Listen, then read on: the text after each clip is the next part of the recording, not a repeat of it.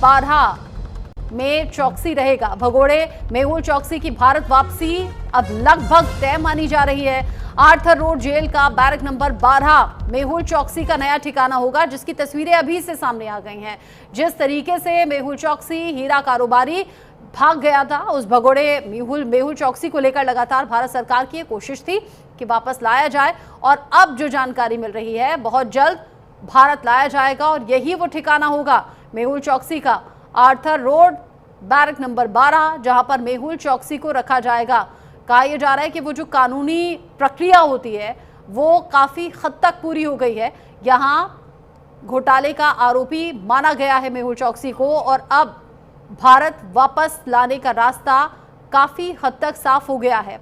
अब भगोड़े मेहुल चौकसी के पास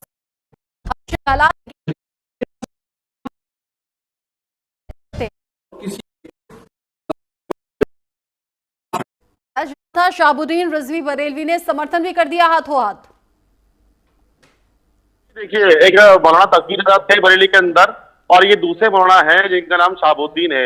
ये भी मुसलमानों का अपने आप को बताते हैं कि मैं उनका रहनुमा हूँ, और आज इन्होंने एक प्रतिक्रिया अपनी जारी की है। उन्होंने साफ तौर पे कहा है कि उत्तर प्रदेश के जो मुखिया हैं, जो सीएम है योगी आदित्यनाथ, उनकी इस कही हुई बात से मैं इत्तेफाक नहीं रखता हूँ। लेकिन देखिए, कहीं ना कहीं इनको ये समझना पड़ेगा कि जब लोग पत्थरबाजी करते हैं तब ये उनको समझाने क्यों नहीं आते हैं। जब वही लोग दंगई करते हैं, जो कट्टरपंथी लोग हैं, जो धर्म परिवर्तन की बात करते हैं, तब ये मौलाना आगे क्यों नहीं आते हैं।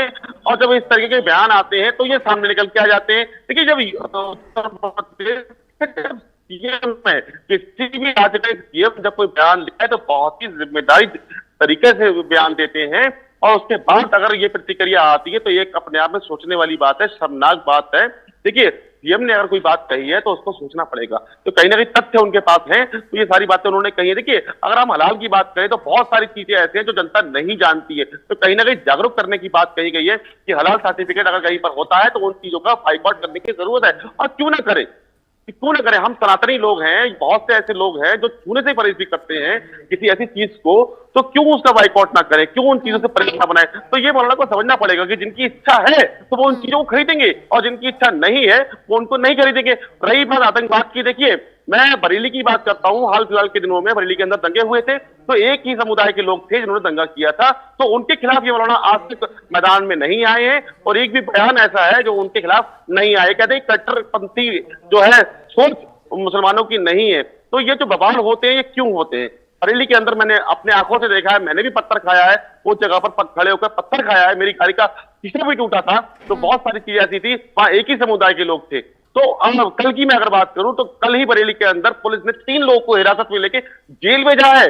वो धर्म परिवर्तन कर रहे थे, एक घर के अंदर काम चल रहा था, कई सारे किताबें प्राप्त हुई है, कई सारे ऐसे जो सीडी है वो प्राप्त हुई है, जो लोगों को पलगला रहे थे, लोगों को लालच दे रहे थे, और धर्म उनका जो है परिवर्तन किया है। तो ये सब चीजें क्यों होती हैं, और एक ही समुदाय का नाम क्यों आता है, तो ये भी सोचना पड़ेगा। तो अगर उत्तर प्रदेश के मुखिया ने कोई बात कही है तो बहुत ही सोच समझ के कही होगी। तो मौलाना को अपने जो बयान उन्होंने दिया है, हलाल के नाम पर आतंकवाद पनप रहा है और हलाल सर्टिफिकेट वाले प्रोडक्ट ना लें, सीएम योगी ने सीधे तौर पर संदेश दे दिया है। पीसीआर, अब चूंकि मौलाना शाहबुद्दीन रिजवी की तरफ से जो बात कही गई है हलाल सर्टिफिकेशन को लेकर, एक बार दर्शकों को सुनवा देते हैं।